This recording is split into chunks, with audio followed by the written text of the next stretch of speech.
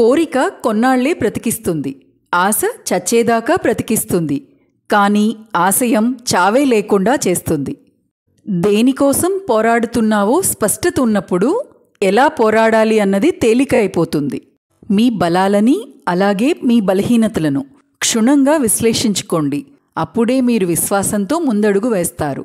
ధైర్యంగా ఉండండి. జీవితంలో అపూర్వ ఆభరణం వినయం. అజ్ఞానం మాట్లాడిన తర్వాత ఆలోచిస్తుంది, జ్ఞానం ఆలోచించాక మాట్లాడుతుంది. మాట అనేది మరణించేవాడిని కూడా బ్రతికించేలా ఉండాలి, కానీ బ్రతికున్నవాడిని మానసికంగా చంపేలా ఉండకూడదు. అర్హతను మరిచి ప్రవర్తించేవారు తప్పకుండా తలదించుకోవాల్సిందే.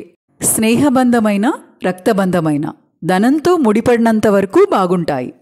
అన్నీ సాధించాకే ఆనందం ఉంటుందని అనుకోకూడదు. ఆనందంగా ఉంటేనే అన్నీ సాధించగలం.